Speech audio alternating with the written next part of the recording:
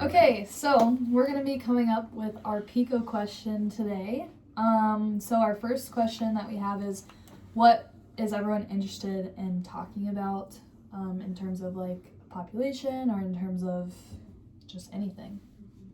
Okay, well, when I was looking at it, I really did not want to do anything with pediatrics, and I wanted to focus more on more of like, I don't know how to say it. She didn't want to do pediatrics or pregnancy. No, I did not want to do that. So anything else, I was like, cool. But then we started talking about like wounds and stuff like that, and like how we were learning about that in homeless patients, yes, wounds and like diabetic patients. Just talking about like what wound healing would look like in both of those. And then I started talking more about like the financials and everything like that with homeless people going into like hospitals and getting like the best care. But I don't know if that population is too broad or like small. Yeah, I think we should just stick with adults. Adults with just wounds? Like adults with wounds? Yeah. So is that our population that we would want to target? Just adults in general? Or maybe just like adults with chronic wounds or adults with wounds. Yeah, okay. Wounds. So we didn't have any type of wound in specific that we would want to focus on. Well, we could always focus between pressure ulcer or surgical wound. Which one did you guys want to focus more on? I think I like the pressure ulcer idea more. Me too. Just because it's kind of more common to see, at least like during my clinicals, I saw like 2 patients with like pressure ulcer wounds. So would that then mean our audience would be older adults then? Because no, that's typically where we see our pressure wounds is with older patients. I don't think always, because there's certain instances that, like, let's say I have a patient that had a TBI, you know what I mean, traumatic brain injury, and he lost all feeling in his legs and arms, and he's pretty young, he's like 35. So like that could even be targeting like paralyzed patients. So. So it's always up to like if they're getting turned properly and like stuff like that, or also with like the wounds of like. That's why I think adults is a good. And I think good research with that could be like our Brayton scale, because that's something like in clinical that I guess had never like really focused on. So like seeing that and like what it's about, which is about like basically pressure wounds and like how you can prevent them. I think pressure wounds would be a really good idea, because we learned it all the way back in prerequisites and also in this, so I think connecting all of our knowledge with like what we know and learn in our research would be nice. Yeah. So the next question would be, what would be a good intervention, and with like 1 or 2 interventions, how could we compare them? The first thing that comes to my mind is the treatment, so like dressings. We can compare using maybe wet or dry. Would we want to do anything from like a financial aspect? That's a good idea.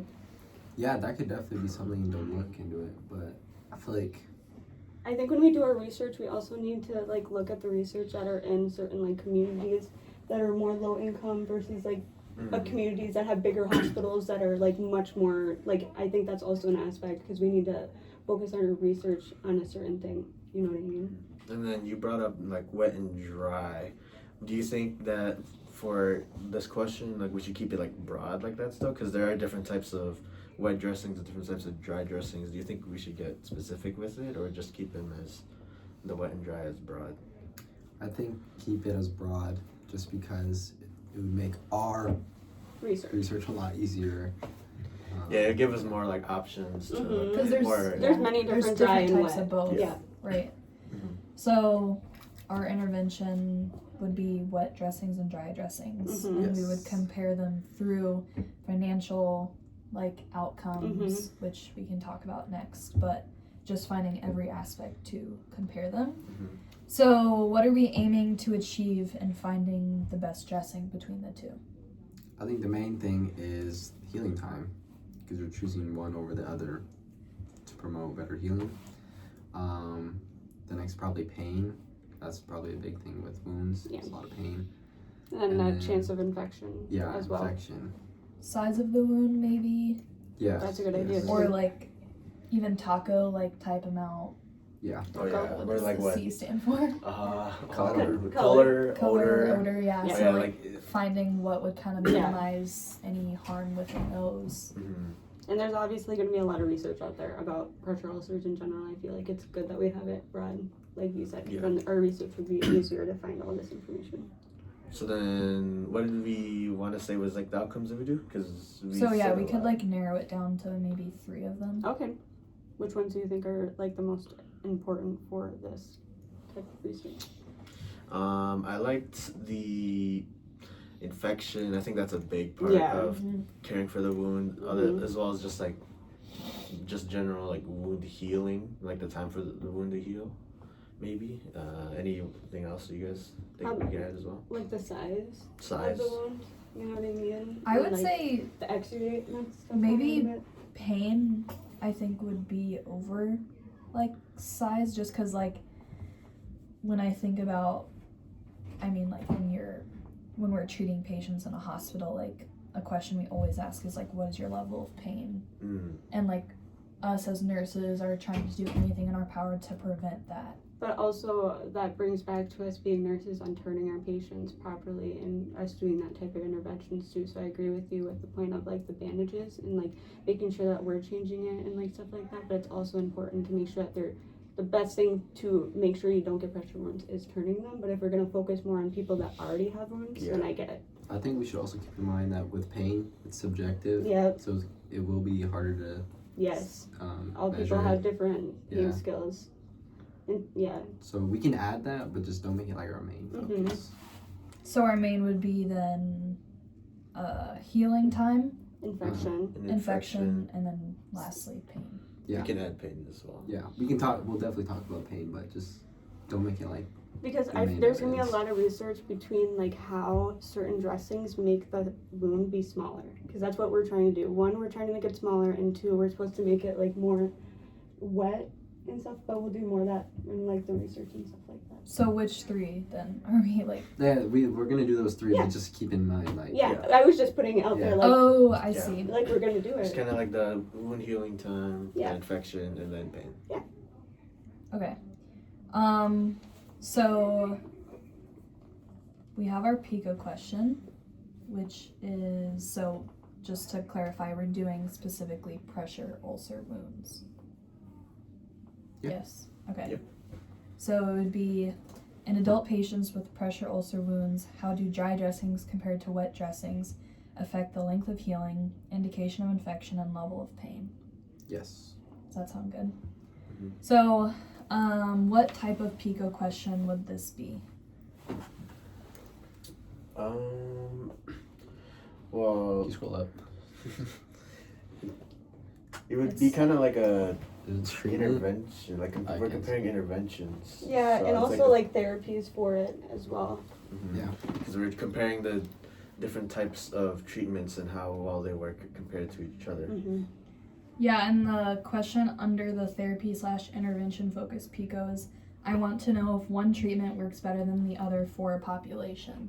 So in our case, it would be, I want to know if the treatment of using dry dressings works better than using wet dressings for adults with pressure wounds. Okay. And then our next question, why did we decide to pursue this clinical question? I think it was something interesting that we all could agree on. Stuff that we like see.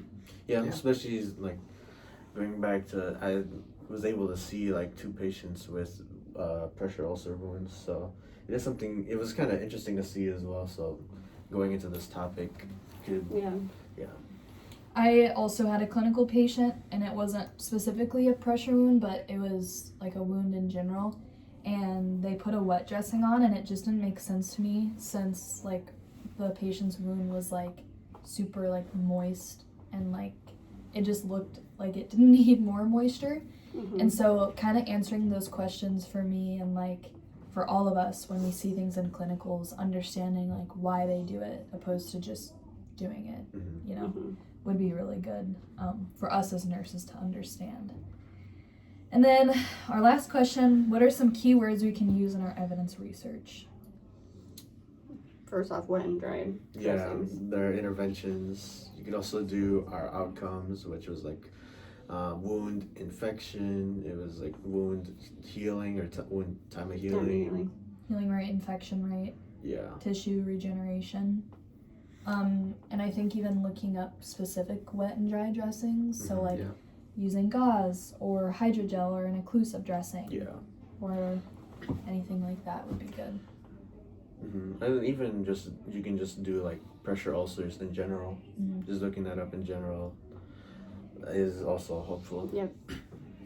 And I think even like what Eliza mentioned earlier about like having someone who's maybe like paralyzed, like how could that affect, or maybe just an older patient or someone who doesn't want to get up as much. Like what type of dressing would work best in each situation, but just that we have the broad. Yeah, even with like the location of the pressure ulcer and like stuff like that. Yeah. Definitely. Well, I think that was all we had to talk about. Okay, thanks.